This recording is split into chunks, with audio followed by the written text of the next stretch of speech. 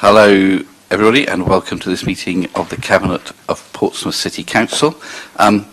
Today we've got some slight technical problems, so we've got sound but not vision on the webcast, and I hope that doesn't ruin your enjoyment. So welcome everybody. Just to say the usual things, that if there's not meant to be a fire alarm scheduled. So if one happens, it's real, and we meet by Queen Victoria in the Guildhall Square, and let people know if you signed in that you're signing out, so people don't come and search for you. Okay, I think then we can quickly go round the room to do introductions, but if we start with Councillor Susie Horton, would you like to introduce yourself, Susie, but also say why today is an important day? Thank you, Leader. Yeah, I'm Councillor Susie Horton. I'm the Cabinet Member for Children, Families and Education and Deputy Leader.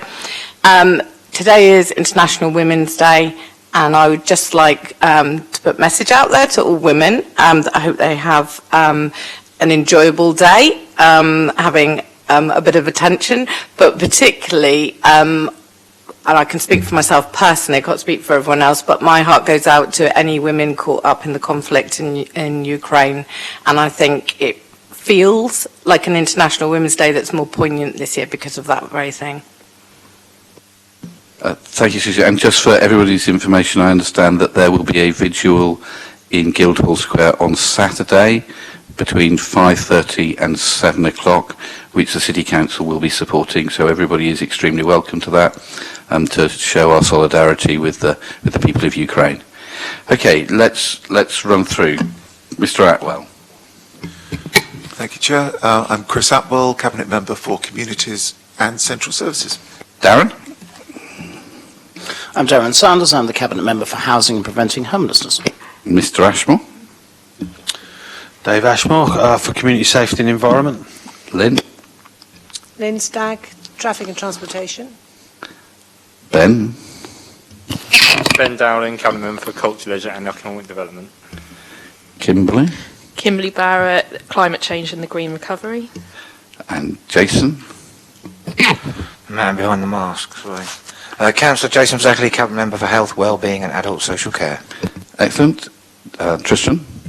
Tristan Samuels, Director of Regeneration. Now this is where I feel embarrassed and can't remember names. So, Ellie O'Day, Telecare and Home Safety Manager. thank you, Ellie. Paul Fielding, Assistant Director Housing. Lisa. Jane Mee, Museums and Visitor Services Manager.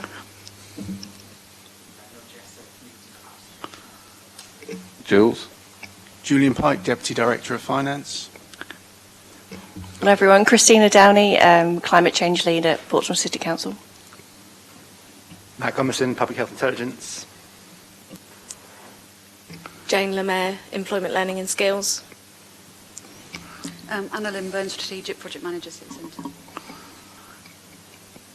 Mark Pebbleton, Economic Growth Manager. Ian Maguire, Planning and Economic Growth. David Williams, Chief Executive. Peter Wolf, Legal. Karen Martin, Democratic Services. Okay, I think that's it. We have apologies for absence for Dr. Hugh Mason, who has gone down with COVID. Any other apologies for anybody who... No, I think that's it. Colleagues, any declarations of interest? There is a report from the Solent Freeport, but the advice I understand is that as I'm council-appointed representative, I do not have a conflict. Thank you very much, Mr. Bolf. Okay, record of previous decision meetings. Colleagues, are you happy with the minutes of our meeting of the 30th of November and the 8th of February? I hear no dissent, but I don't hear any acclamations. Are people happy? Delighted. Yes. Good. Okay. Capital strategy. Julian. Thank you, Chair. Julian, can you put your mic a bit closer? Yeah, sorry. The capital strategy is reviewed and approved each year and is a rolling 10-year look forward that sets out the council's overarching capital aspirations and is in alignment with the city vision and how both capital expenditure and investment decisions are made. The short to medium term and longer term capital aspirations and their key investment principles are set out in part 1 of the strategy. Part 2 focuses on borrowing to fund the capital programme and the investing of surplus cash until it is required, along with affordability of borrowing policies relating and policies relating to the provision of repayment of debt. There are no changes to the report since the publication, and members are asked to approve both Part 1 and Part 2 of the capital strategy. Okay. Councillor Atwell. Thank you, Chair. Thank you, Julian. Obviously, comprehensive 40-page report for those in the room that like to read a 40-page financial report. I know I do. Thank you for all the work on this. I've moved that I recommend we agree the recommendations set out in Part 1 and 2 of the report. Thanks, Chris. Julian, I have a question for you. At the meeting of the group leaders looking at what might happen in terms of the local plan, one of the things that was said there has appeared in a question on full council agenda, which is about Tipner West and how any shortfall in terms of that development might be funded. Are we allowed to spread the cost of that over a number of years in a capital programme, because it's more than we would have in any one year? Generally, no. Schemes can only start once all the financing is in place, so we would need to identify with a reasonable degree of certainty the financing that we would intend to use to fund that capital scheme. So we can't do a top slice of X million for a number of years to be able to fund that shortfall? That is something that is not what's been set out in the capital strategy as presented. The capital strategy sets out the schemes will only commence upon the identification of the resources that will be used to fund that scheme. Okay. All right. Thank you, Julian. That's very helpful. Okay, colleagues. Anybody else on capital strategy? Is everybody happy with this? Yep. Thank you. And Julian, can we record our thanks for identifying money for this year's capital strategy? We started out at, I think, -5 million to spend and ended up with almost 12 million in the pot. So my thanks to the work that you did for that. Okay. Okay. Next, Treasury Management, and again, this will be down to you, Jules. Okay, thank you, Chair. The Treasury Management Policy encompasses both the Treasury Management Strategy and the Annual Investment Strategy. The Treasury Management Policy is required to be approved by both Cabinet and City Council prior to the commencement of the financial year to which it relates. The coverage of the Treasury Management Strategy is outlined in paragraph 1.3 on page 75 of your papers, and the Annual Investment Strategy is included in section 4 starting on page 86, with categories of investment counterparties and their associated deposit limits and durations being set out on paragraph 427 on page 90. Changes to the recommended 22-23 Treasury Management Policy compared to the policy that was being applied and is currently still being applied in 21-2 are very light touch, with the only change being that the UK Infrastructure Bank has been added to the approved sources of borrowing available to the Council, and that's shown on page 84. There are no other changes to the report since the publication, and members are asked to approve the recommendations as set out in the report. Thanks very much. Before Chris comes in, Julian, can I ask, and it's probably hidden in the report and I didn't see it, how much profit did you make last year? When you say profit... How much money did you make that helped support the Council's budget out of the Treasury Management function? Well, the Treasury Management function actually has a net budget of circa 23 million, which is to meet its borrowing costs. but net investment income is circa 6 or 7 million. Okay. So without that, we're 6 or 7 million worse off. Well, that's netted out against the total Treasury management budget. Okay. Thanks very much. Chris? Another 40-page financial report for us. Those of us that like that sort of thing. I move that we approve the recommendations in the report. Thanks so much indeed. Okay. For any other questions? Any votes? Okay. Everybody happy with that? Yep. Thank you very much indeed. Carbon budget approach. Christina. Hello, thank you. I've provided a short report detailing the approach that we'll use to work out the carbon budget methodology for both the city carbon strategy and the council carbon strategy that are currently being developed. So I provided some information here about how we'll work out the impact of our carbon actions going forward against a business as usual scenario. We've also detailed how we're going to evaluate each of our climate change actions that we'll be putting forward, including against a number of factors such as financial cost per volume of carbon saved, links to other council strategies and how they support them, and an important local co-benefits to Portsmouth and how we can support the green economy here. We've also detailed a number of earlier initiatives that we've done, which I think is an important process here. And also we've identified a number of future projects that we're definitely going to do. And we're also identifying that we will be using an independent assessment from the Tyndall Centre, which they've undertaken with Manchester Uni, which they've evaluated lots of different carbon reduction initiatives to take us to net zero in 2030. And we're also highlighting the importance of us to use funding applications to collaborate with partners here in the city and our major employers, lead on lobbying and innovation here, and act as a local hub for responsible and being an innovative landlord. The backdrop to this is that we are developing currently the council strategy that will hopefully be ready to be published in the next couple of months, and then we're together working with the Climate Action Board. That should be published this summer. And going onwards from that, everything will be published annually. Okay. Thanks. Kimberly. I'll keep it fairly brief because I'm hoping that this will be passed and be sent to full council so that we can have some good discussions about it next week. It's always been really important that as we're doing this process, which is the first time we've done it as a council, that whenever we go through everything that we're doing, we make sure that it's public and people are aware so they can see the process we're going through. So I just want to say thank you to Christina for bringing the report forward. Really excited with the stuff coming up that we can also show to the public, and hoping for a really good discussion at full council about it. Okay. Colleagues, anybody else? No? Okay, thank you very much indeed, Christina. If everybody's happy. Great.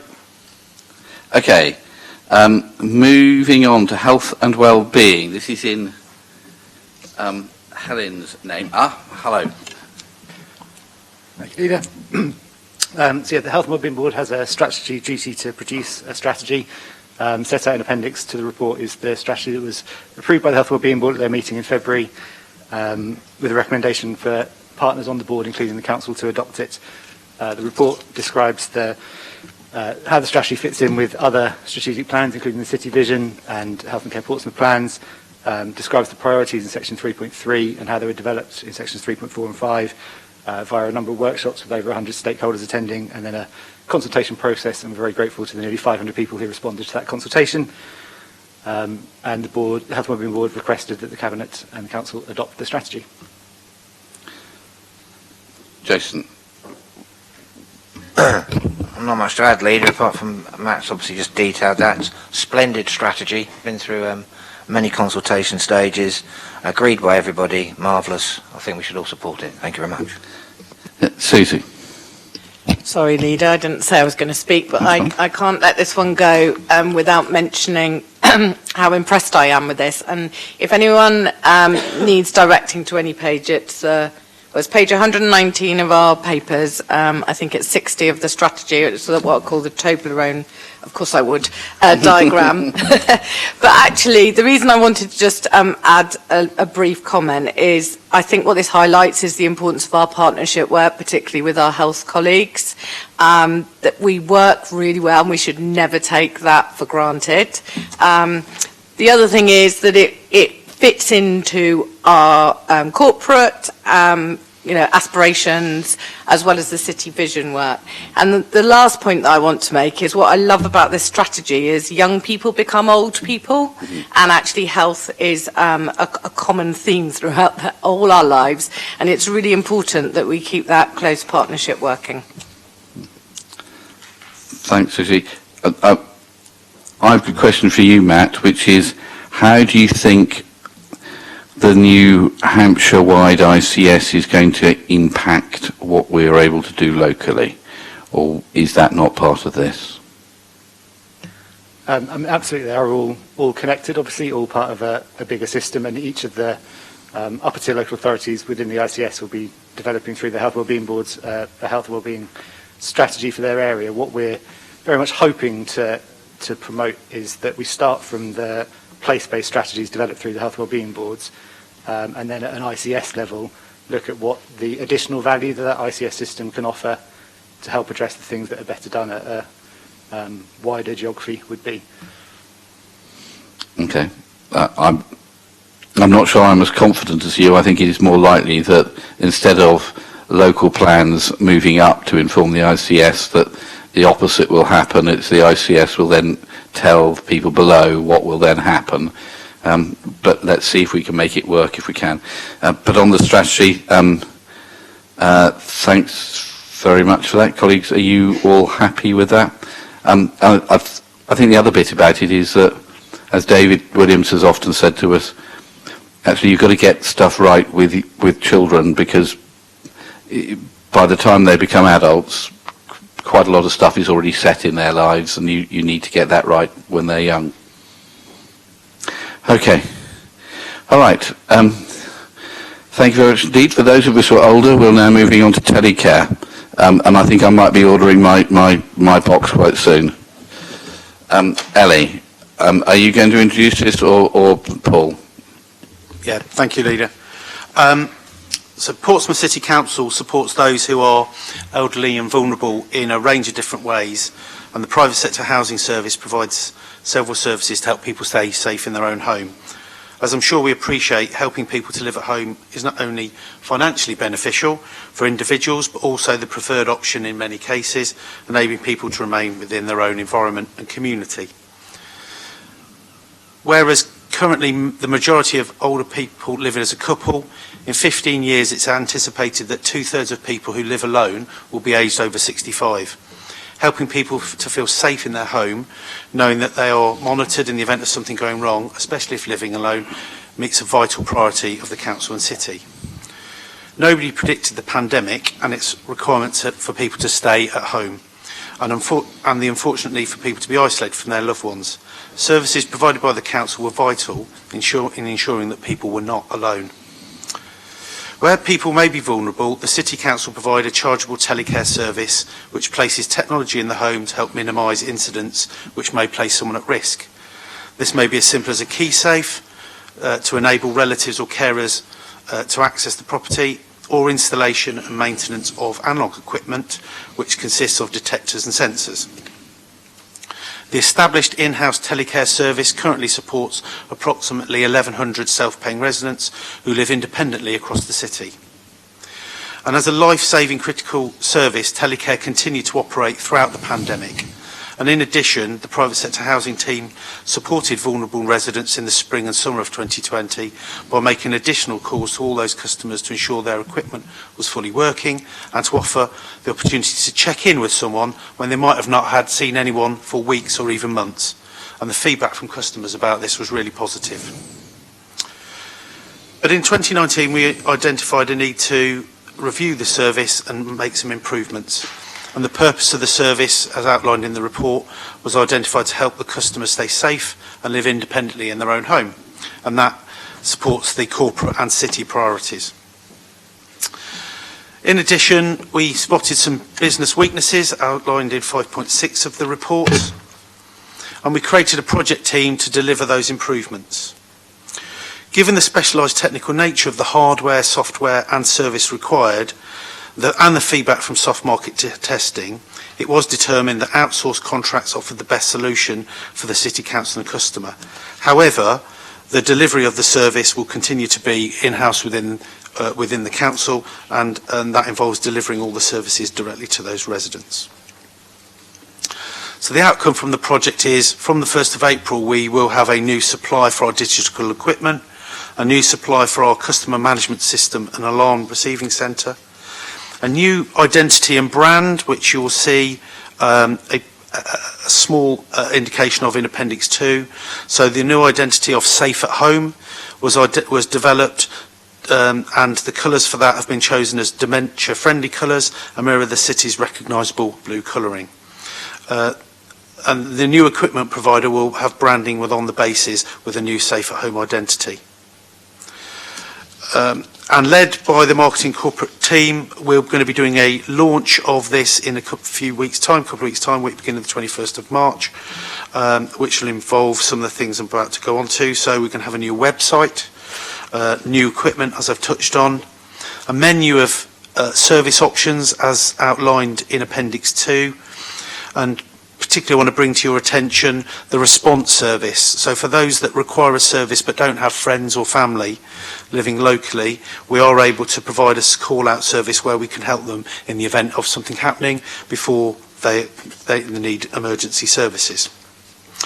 So the timetable for delivery is, as I've said, new contracts and new service will roll out over the next few weeks, and the rollout of digital equipment will start as soon as the new contract starts, be completed by March 23, which is well within the time that the digital switchover is anticipated to happen.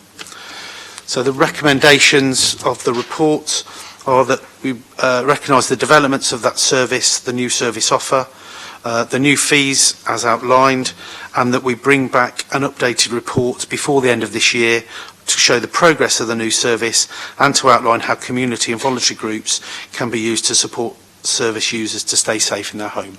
Thank you. Thanks, Paul. Ellie, anything you'd like to add? No further comments, thank you. Okay, thanks. Darren? Thanks, Gerald. The pandemic highlighted the need for services like this. When people were told to stay in, many people were staying in on their own, and they needed help and support. And so services like this, and also services such as, for instance, in the area I represent in Baffin's Helping Hands, and also the Never Forgotten service, are absolutely crucial and a vital lifeline. But as Paul has said, before the pandemic, the team was looking at improving the service to update it. Gerald, your point about, and Susie, your points about all of us getting old are absolutely crucial, and various aspects of the service were frankly out of date, particularly when it comes to technology and things like that. So the need was to improve that before the pandemic, but the pandemic has highlighted that. So I'm delighted that we finally got something that's fit for the future, and will hopefully form part of us getting out of the pandemic into something approaching normal. Key also is the approach of involving community and voluntary groups. I've mentioned two, but they're not alone. The fantastic work the Hive did in this work also has to be recognised, and it's absolutely crucial that we involve our community and voluntary groups. The Council cannot do this on its own, even though we know some people always think it can. So I'm delighted that we're able to involve community and voluntary groups. I'm delighted we've updated the service, and maybe this Cinderella service may go to the ball. Certainly its time has come, and I'm happy to endorse the recommendations, Gerald. Excellent, as long as you're not wearing glass slippers.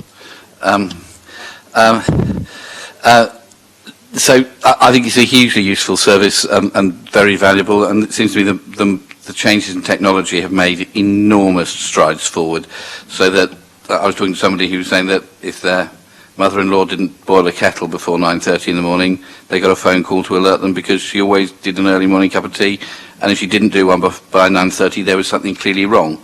And stuff like that is really excellent in terms of providing reassurance to people. And I think the way in which we're able to provide a service for people who who haven't got friends and family locally is an enormous step forward, because social isolation is a real problem.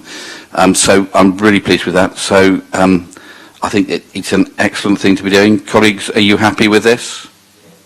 Yep, thank you very much indeed. Local plan progression update. Ian, welcome. Thank you. Members, two related recommendations in this report. The first is to note the outcome of the Regulation 18 consultation on the local plan. That's in Appendix A to the report.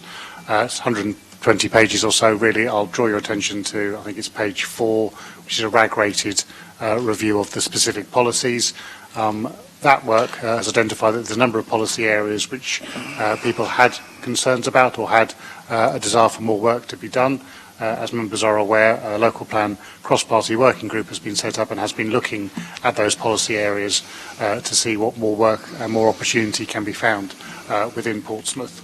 So the first recommendation is that members are asked to note the outcome of that Regulation 18 summary report. That further work by the cross-party working group and ultimately then by the administration, having taken the opportunity to hear their feedback, does require further time within your timetable, your local development scheme. You last set your local development scheme in July 2021 with the October Regulation 18 consultation, and then an early Regulation 19 submission in the early part of this year. As the opportunity has been taken to do further work on those policy areas, the new timetable looks at late 2022 for the Regulation 19 consultation and consequently submission of the local plan to the Secretary of State for examination, likely in early 2023. An amended LDS timetable is in 4.2 of the report. Recommendation 2 is to approve that new amended LDS. Recommendation 3, the usual delegation to make minor tweaks and amendments as necessary to the broader document, which I trust is in order. Obviously happy to deal with any further questions, but I believe it's a relatively straightforward report to update the administration of the local plan process. Thanks. Ben? Yeah, thank you, Leader. I thought I'd talk as we've got Councillor Mason off due to COVID. I think this is largely an admin exercise for us today. It's to just demonstrate that we need to change the timetable going forward. But actually, it's important that we note publicly why we're doing that. And as Ian has mentioned, it is about consultation and ensuring we have adequate time to take into consideration residents' views. We've been really clear all along throughout this local plan process that it is an incredibly complicated process, and it's a process-driven thing. We do have to go through a very specific process for the local plan, but we want to get it right, and we want it to be for the benefit of all local residents, as well as those who visit, as well as those who might build, for example, in the city. And so by approving today's local development scheme and the timetable related to it, we're therefore able to take some time to really make sure we work through all those issues that local people have come up with and brought to us as part of the consultation done last year. Thanks, Ben. I think it might be helpful if I update people on how the cross-party working is going. Hugh Mason and I, as portfolio holder and leader, meet with people from the other groups to try to work through how we identify enough land to be able to hit the local plan target. I think we're making some progress, that there are some sites that look as if they might be able to cope with a bit more, but somewhere we're going backwards. And some members on it from different groups are happy to contribute and take an active part, while others just tend to watch and not take such an active role.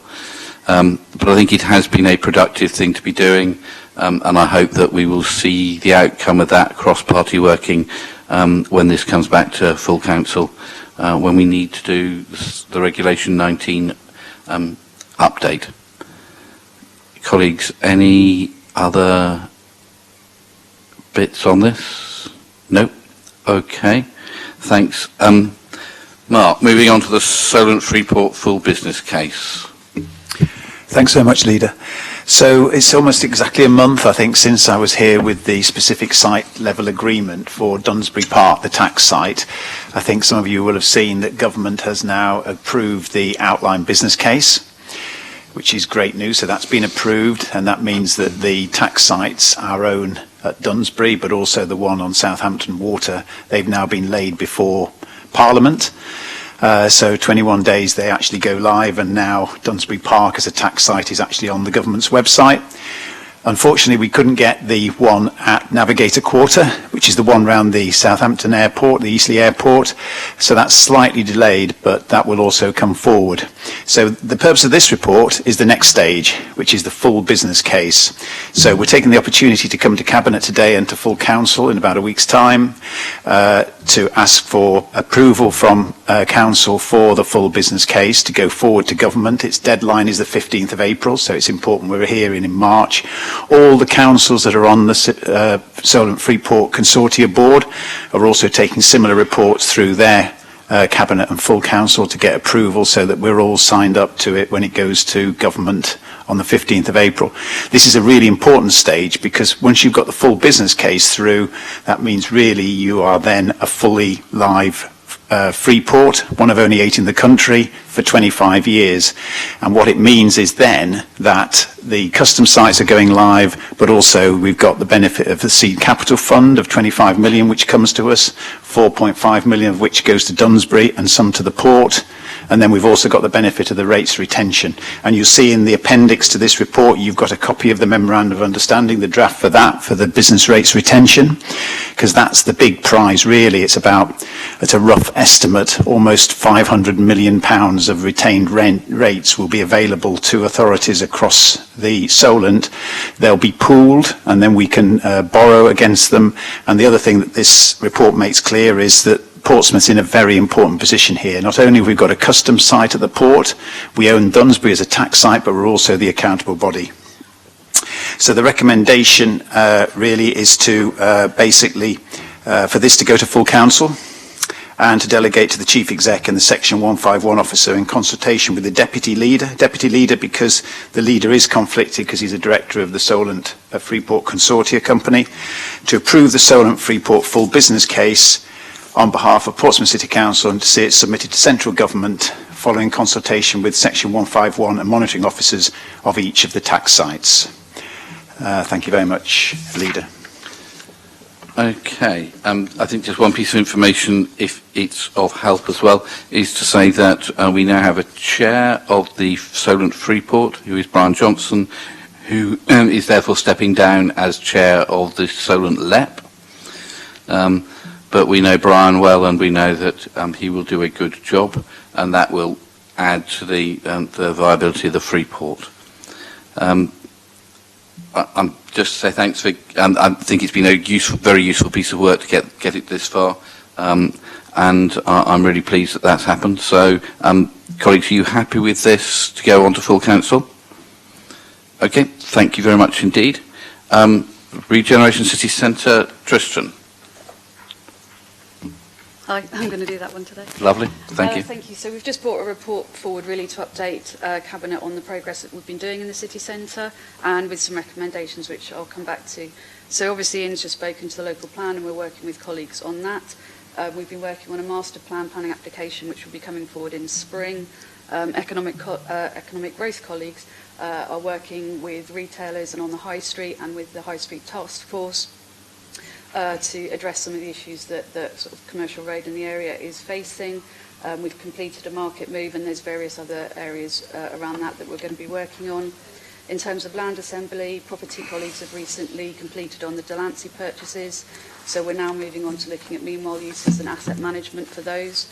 So we'll be bringing recommendations forward around them. We've also got an active engagement strategy and we're looking at how we might deliver the long-term wider development proposals as well. So the recommendations are that the Cabinet note the progress on the land assembly, the work done in the economic growth area, the planning application, and then 2 delegated authorities, one on meanwhile use and one to continue negotiations on the delivery strategy for the wider development. Okay, thanks very much. And I'm sorry, I'm going to see if I'm going to suggest an additional recommendation.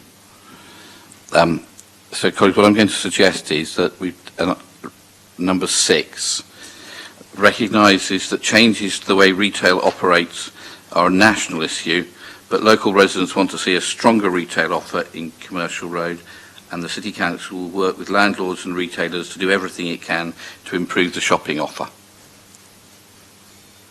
I don't know if we're going to be successful, but I think we should make every effort possible to try to make sure that the shopping offer is as strong as possible in Commercial Road.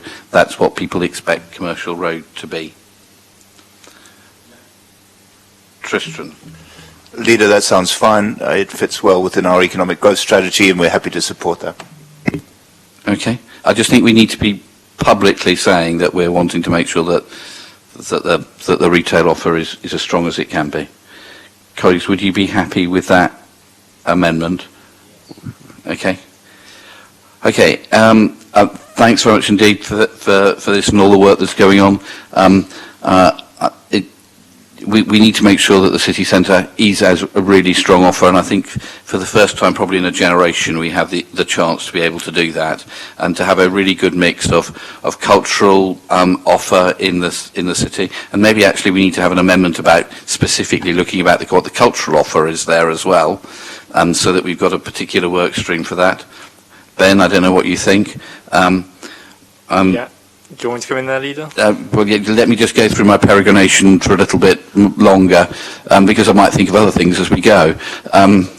So I think there is stuff that we could think about in terms of lending library in the city centre, particularly having a lending library where families go. It was hugely successful in Southsea, moving the library to Woolworths. And bringing people into a shopping location because of that. We've struggled always to look for Jane's Sherlock Holmes experience, and so that she can wander around in a deerstalker. But it seems to me we have a cultural offer is really important part of it, and that may be in cinema or whatever. But I think we might need to do that. But it seems to me we've got the chance now with owning the Delancey land, owning Sainsbury's, buying the bits in between. We've got the best chance we've had in a generation to get something to happen in the city centre where there's been dereliction and decay for too long. And we really need to seize this opportunity with both hands. And so I think it's an incredible opportunity for the city. Ben. Yes, thank you, Leader. I think we've been really clear as an administration the need for culture to be at the centre of our regeneration plans going forward. I think there are two particular documents in the public pack that I think are worth noting. I'm sure that there's a lot of paperwork here, but for the easy read options, there's Appendix A, which is a benefits table, and Appendix B, which is a kind of a leaflet type thing, which nicely highlights all the work going on across the city centre. It's very easy for us to get very focused on City Centre North and the Tricorn development, which is very important. And obviously we've seen that essentially we've been on hold for the last 20 years. That's a long time, as you say, a once-in-a-generation opportunity now. And the council's been working hard to bring partners together and bring the work forward. I once had it explained to me that the point of the regeneration team is to think about the future rather than today. But actually I think we're now at the stage where the future is becoming today, and we can start to see some of these come to fruition. So I'm very much supportive of the recommendations and of your additional recommendation. We've got real opportunity here, and it's good to see this coming forward in the public realm, especially with the green sustainability credentials at the heart of it as well. Okay, so I'm kind of thinking adding a recommendation 7, which is specifically to make sure that the Regen team work very closely with the culture and leisure team to make sure that the cultural offer is strong here. But actually, looking at the city centre, it's an area where educationally we're not brilliant, and actually in terms of health outcomes we're also not brilliant, and whether we need a specific thing about working with the Children, Families and Education team to make sure that we have something that's designed for young people to be able to make a real difference in young people's lives all the way through, because it'll change their lives when they're adults as well. I don't know if that's helpful or not, but Susie, I don't know, what do you think? I think what you're highlighting is the fact that cross-directorate working Indeed. is really, really important, and I think that actually there's a flavour of that in here, that actually it is about culture, it's about educational opportunities as well as the economy, etc. So the spirit of what you're saying, absolutely agree, but I think it's already happening, but whether you want to formalise it more than leader, then that's fine. I quite like to formalise it. I'm gathering that, yeah. So can we add a number 7 that there's particular work to be done with Cultural Leisure and the Children's and Families Directorates to try to make sure that this is culturally led and young people led development as well would be good. Okay. Anybody else want to bid in to join the party? Okay. All right. Colleagues, are you all right with that, everybody? Thank you very much indeed for that. Museum strategy, Jane. Thank you, Leader. Museum strategy is a central document for describing how the museum service will go forward over the next 5 years. It's one of the documents required for accreditation, which is a national benchmark for museums in England, and it will also underpin our application for National Portfolio Organisation funding with Arts Council England. The application deadline comes up in May. The museum strategy was presented to the Cabinet Member for Culture, Leisure and Economic Development at the meeting of 16th of November and approval given for public consultation. Work on the strategy started some time ago and there was some consultation but not very much and not enough by council standards. The consultation was undertaken by the Audience Agency during January 2022. It comprised a short survey and 15 interviews. We received 1,612 responses to the online survey, which I was very pleased with. And the main focus of the consultation was on relevance and inclusivity and participation. We didn't ask people to comment on every single aspect of what we were proposing, just the things that we felt were most important. And the details are shown in the Audience Agency report, which is attached as an appendix. So the consultation, it was very, very wide-ranging and informative. And there were some key things that came out, and it was very pleasing to see the alignment with some of the consultation with things that we were wanting to do. So, for example, we have an aspiration to work in partnership with communities, to work with them rather than for them. And the survey indicated that the most popular way people would like to be involved with us was by deciding what should be on display and assisting with exhibitions. So there's a really nice alignment there.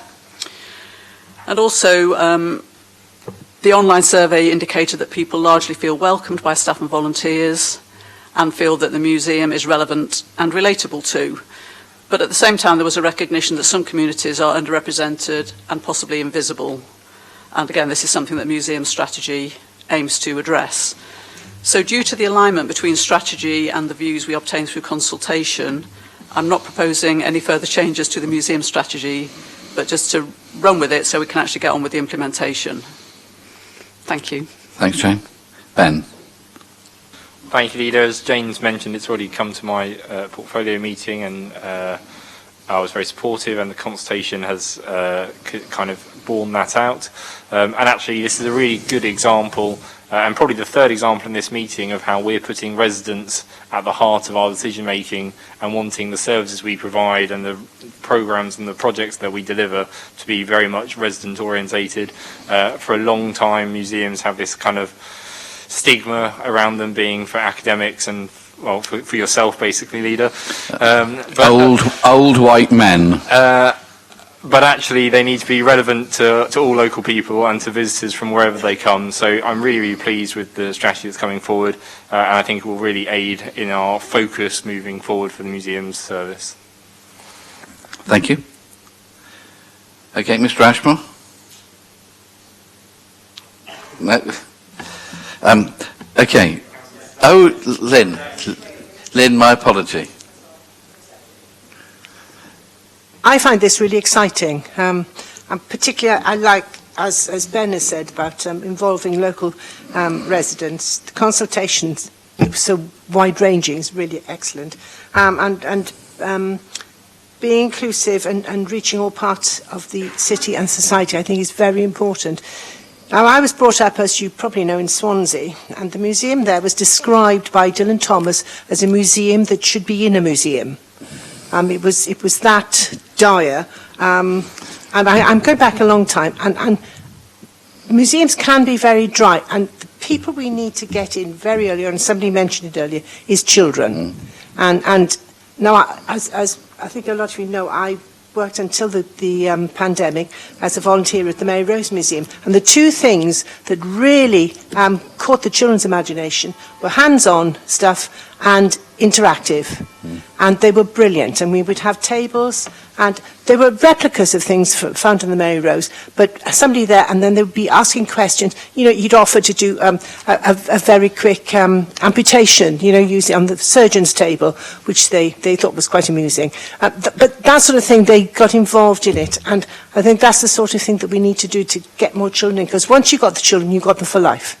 And we've also got, I like the idea of all the ethnic minorities we've got, and working classes, because, I mean, working classes make a huge proportion of the history of Portsmouth, particularly around the dockyard. So their history, building on what Margaret Foster did with Mudlock's book, etc., and her research with local people. So I think it's really exciting. It's the way forward. Brilliant.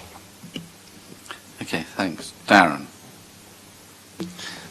Thanks. Aside from agreeing with every word Lynn said on that one, I think the other interesting thing is it dovetails very nicely with your extra recommendation for the regeneration of the city centre. In this document is mentioned the box in Plymouth, which is a museum for the city, which is highly interactive, very forward-thinking, and encompasses many, many of the things that is in this strategy. It's also part of the city centre and part of the city centre development in Plymouth. And I think with your extra recommendation, Gerald, this and that dovetail very nicely, and we could potentially have something very, very exciting that covers the whole city, not just parts of it, and that's very good for the future. Okay. Anybody else? Oh, Kimberly. Just want to say this report was really interesting. Not many people may know, but I'd done my degree in maritime archaeology. In the final year, I had to choose two specific topics to sort of specialise in. So one was Austro-archaeology, and the other one was museum management and studies and strategy. And this report is such a good report. It reminds me of my degree, seeing all the things that you're trying to push forward with, increasing footfall, working with communities. It sort of, you know, it warms my heart to be able to see that happening in this report. But, you know, and also talking about the objects that you want to bring in and have the higher loan sort of objects. I think that's a really good idea. But yeah, no, I just want to say it was a really good report. We have some excellent museums in the city for all different things, such as the D-Day Museum, the Portsmouth Museum. We have the Mary Rose Museum as well, and in the dockyard. So we've got these really good museums, and it's really good to know that we've got a really good strategy going forward to support them. So thank you. I think that sounds very big for my job. No, Jane, as somebody who is antediluvian and may well end up as an exhibit in a museum at some point, thank you very much for this. Colleagues, I gather people are happy with this. Thank you very much indeed. Okay, Section 75 arrangements with Portsmouth CCG. David? Thank you. Yes, apologies from Helen. I guess this is some of the nitty-gritty, really, that brings to life the Health and Wellbeing Board strategy that Councillor Horton and Councillor Fazakerley endorsed earlier. And I think it's the nuts and bolts that also facilitate that partnership working with the NHS, which is so important. So the first part of the paper just gives an update in terms of what we've been doing over the last few years in terms of strengthening our integrated working. I'm very pleased to say that the white paper that came out a couple of weeks ago on integrating health and care makes a specific reference by way of case study to some of the work that we've been doing in Portsmouth, which is an encouraging endorsement. The Section 75 agreement really is a process by which we can have collaborative arrangements with our partner, the NHS, and enables us to undertake pooled funding, which in turn enables us to do things in a far more integrated way. enables us to have greater transparency about how the Portsmouth Health and Care Pound is spent, and make sure that we deploy that in the best possible way for our residents. You're probably aware that there is a bill passing its various stages through the Houses at the moment for health and care reform. It will lead to the establishment of the Integrated Care Partnership and the Integrated Care Board, and the CCGs, the commissioning groups that we've known, will disappear. That's been delayed somewhat. The current date for enactment is the 1st of July, but it's still not through all of its stages. We're very keen to make progress with the refresh of the Section 75 agreement, not only because it gives us a wider range of activities where we can develop our integrated working, but also the fitter condition we are in when we transfer into the new health and care regime, the better we will be placed to support the work in Portsmouth. And I think this is really important. The work is very nearly complete, but you'll see in the recommendations there that you're asked to delegate authority to finalise, because we've still got one or two areas that we're working on. So I think the development of the agreement is important, both in terms of the robustness of the relationship. I think also, though, the way that we're trying to broaden it in Portsmouth also demonstrates our commitment to the wider determinants of health. And for a city like Portsmouth, although I'd argue for anywhere, attention to the wider determinants of health, not a focus necessarily on the acute side or whatever, is really important, and it comes back to those very principles that you've just endorsed in the health and wellbeing strategy. Thank you. Thanks very much. Thank you very much, David. Jason? I think David, sorry, am I on? Yeah, I think David gave a very clear outline there and background for people.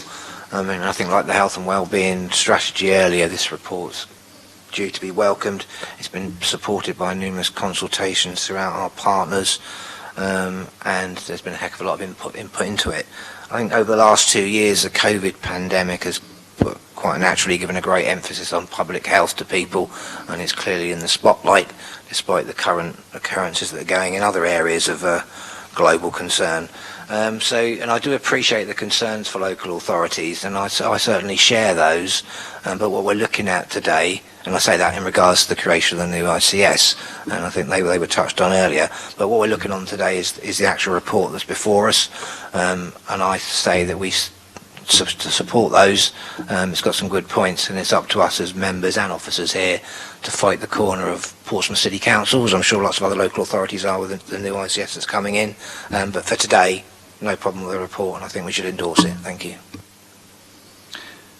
Okay, I think I have significant worries about where things are going. I think we know, and we have really clear feedback from clinicians and people within health, that the really close working relationship between the City Council and the NHS through the CCG bears really positive results. We know that from the paramedics, they tell us loud and clear that if you're a Portsmouth resident and you're coming out of QA, you will come out quicker if you live in Portsmouth as opposed to Hampshire, and you will get a better package of care to support you in your home in Portsmouth than you will in Hampshire.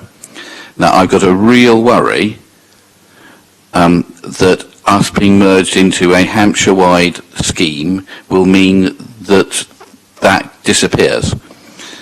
We've worked really hard to keep a very close relationship between the health and the City Council for many, many years, and it has really borne fruit in the way in which we're able to provide services.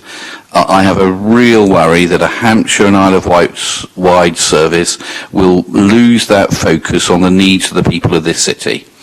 So David and I met with people from the Integrated Care ICS, Integrated Care something system,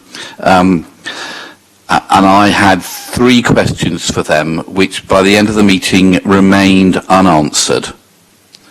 So my first question was, what is the Portsmouth voice on your board? Answer, there came none. Second, how, in terms of choosing people on the board, do Portsmouth have a voice to choose people onto the board? Answer, there came none. And finally, because we're a democratic system, I asked where either Jason as portfolio holder or myself sat within their system, and they have no answer. So I have a real worry that we will end up with much worse outcomes for local residents from something that is meant to pull together health and social care, but actually here will do the exact opposite. And that's not good for residents of the city. So we will continue to work. And actually, my thanks to David. David is as a chief executive, knows and understands the health economy better than almost anybody else as a chief exec in Hampshire, and therefore has great respect. So my thanks, David, for what you've done. Jason. Just to come back, I mean, I said I shared the concern, and we've spoken, yourself and David and I, and out of other health officers in the council about this. I'm not disputing that. What I'm talking about is this report itself. It's kind of it's separate, but not a separate issue, so to speak. The report, I think, is fine. The concerns that people have highlighted and are continuing to try and battle for, I think, are sort of a somewhat separate issue. I mean, we have what we have. This is being imposed on us nationally, as it is with lots of other local authorities as well. So we're right to try and fight our corner, but for the purposes of today's report, I think the report's fine. It's just the implications of what may come through the new ICS. I completely agree, Jason. I think you're absolutely right. David.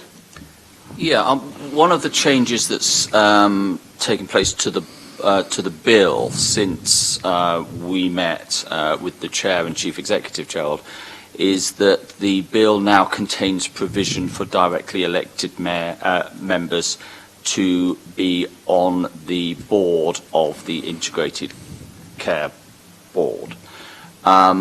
Whether that will survive the rest of the passage of the bill, I don't know. It was an amendment in the Lords. We have a meeting tomorrow at officer level to start talking about representation on both the partnership and the board, and I will be making the case both for Portsmouth and for local government at that meeting. Okay. Yeah, okay. Because health requirements for people in Alresford are very different from health requirements for people who live in Portsmouth.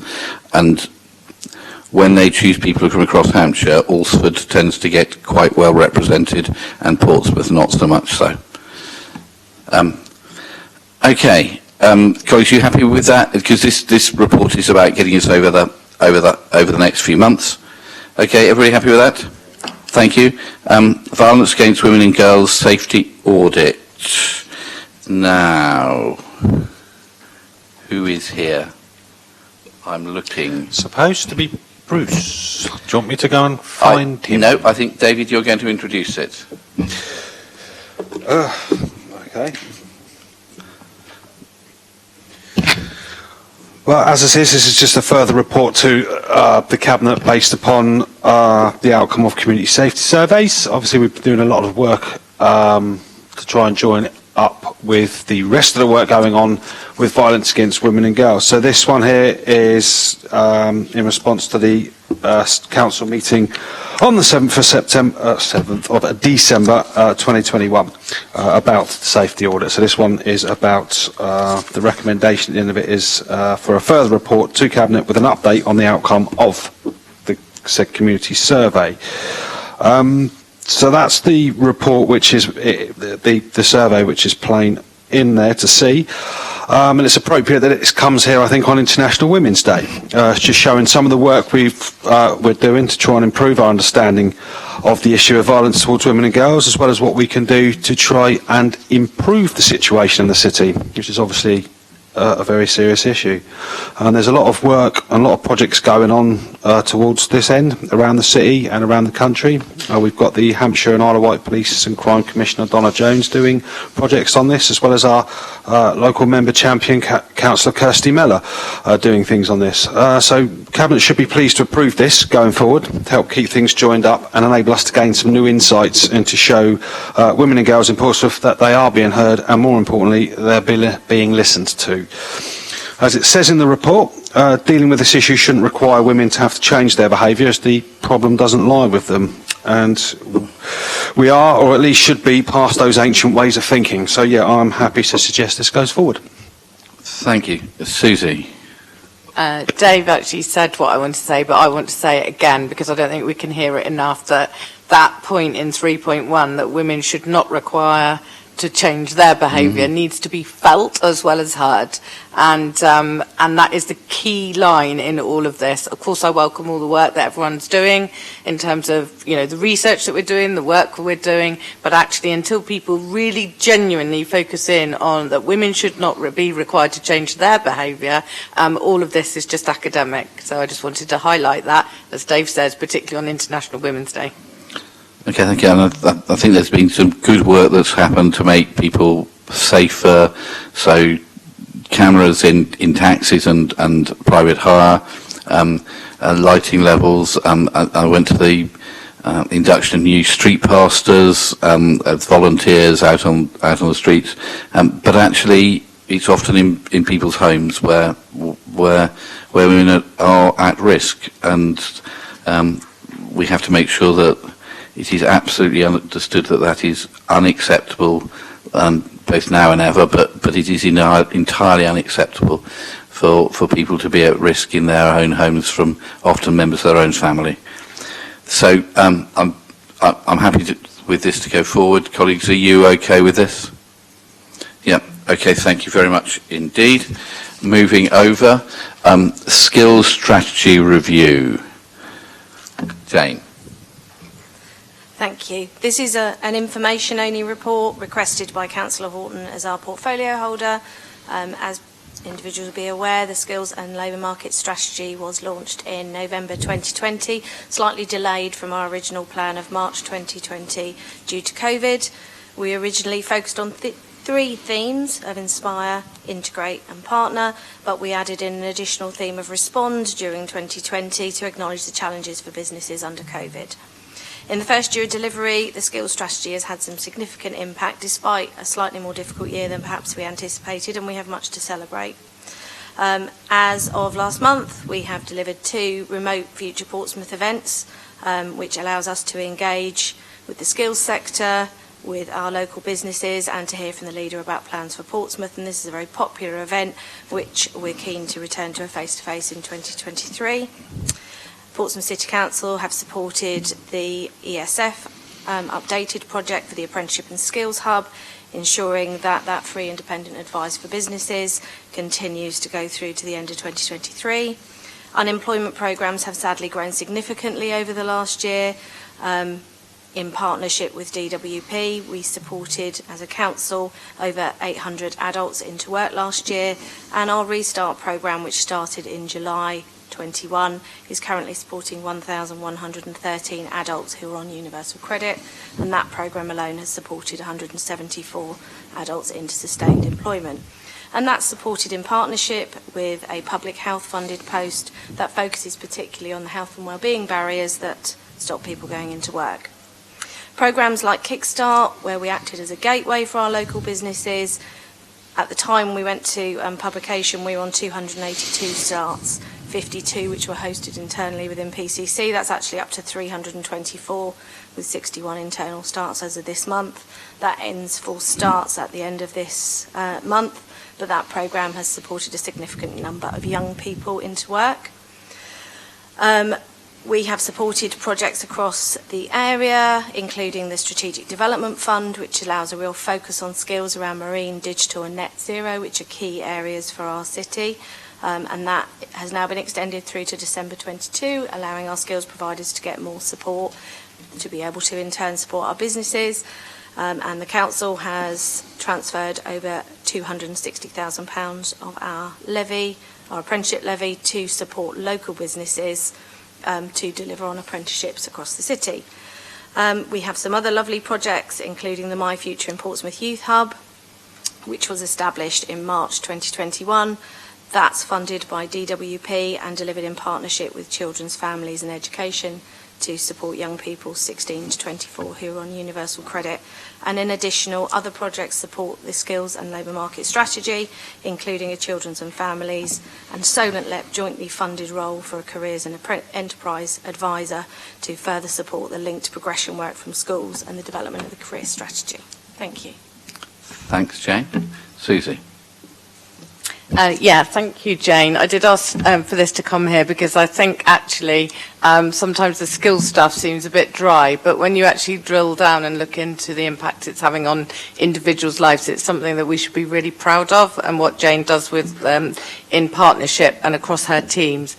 And although it sort of straddles Councillor Downing's portfolio and mine, I'm really proud that it actually sits slightly tilted towards education, because skills, as we know, is not just about jobs in the economy, it's about changing people's lives, and the links are made again with health, mental health, but also aspirations. And I'm really pleased that Jane and her teams really engaged with the Aspirations Week, because it was a real opportunity for us to showcase the importance of that, not only in terms of outcomes for jobs and employment, but also just leading, full and flourishing lives, and that was really apparent.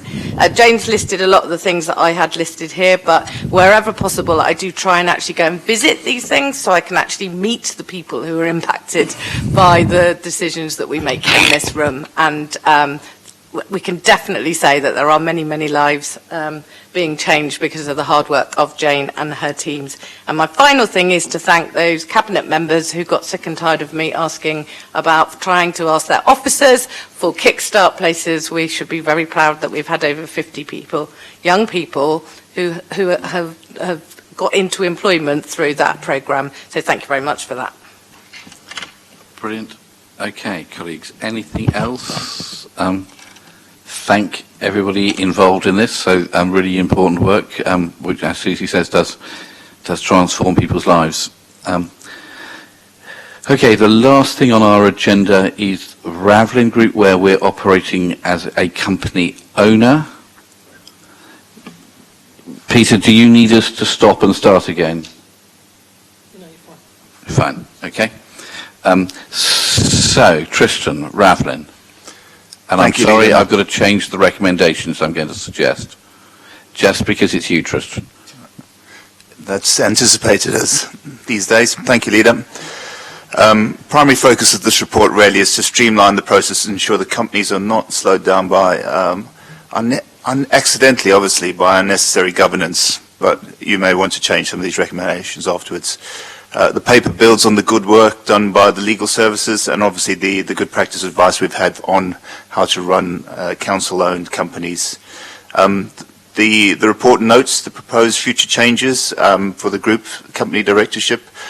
Just for your information, it delegates to the director to make some of these changes along with the monitoring officer where these involve council-owned, employees. For clarity, that does not include any external directors or non-exec directors, which would still be a function of the shareholder. Part of the reason for some of these changes are the opportunities a company like this provides for upskilling and continued professional development for some of our young, upcoming, talented staff members. Thank you. Thanks. Tristan, the only change I was going to make was in recommendation 2, which delegates authority to the Director of Regeneration in consultation with the leader and the Council's monitoring officer. I was going to suggest that we add in not just me as leader, but also the other group leaders. I think it's best to try to operate on a cross-party basis if we can. Would that be all right?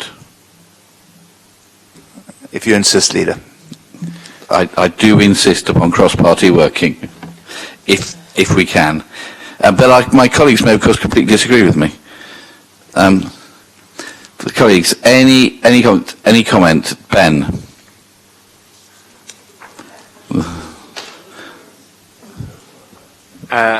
No comments in relation to your additional thing. I'm all for cross-party working, of course, Leader. But actually ensuring that Ravelin can move in a way that is in tune with the market is really important in terms of how we deliver that housing mix that we've talked about. We know how important it is for council-supported housing in the city, and I think that's got cross-party support and has done for a long time in Portsmouth. But actually, there are other groups and communities in the city that also need housing. We're a growing economy, a growing city with a growing population. In order for us to have an impact on the market and act in that market, we need Ravelin to be able to move in such a way that, as Mr. Samuels describes it, certain bureaucracy doesn't necessarily get in the way or impede that, whilst obviously including democratically elected people like yourself and indeed other group leaders. Okay. I think this is really useful next steps in terms of building on Ravelin, and I think the next thing we will be looking forward to is a report about whether Ravelin will be the developer to build out Site B at the Horatio and Leamington development, which is the private sector bit, because the rest of it is going through the housing department, and whether Ravelin is the developer for the private building on that site as well. And we'll look forward to seeing that as something that we can get our teeth into. Okay, colleagues. Anything else on that, or are we all happy with that? Excellent. Okay, what have I done wrong? No? Well, there's a long list, but okay, colleagues, thank you very much indeed for your time today, and enjoy the rest of it. Thank you.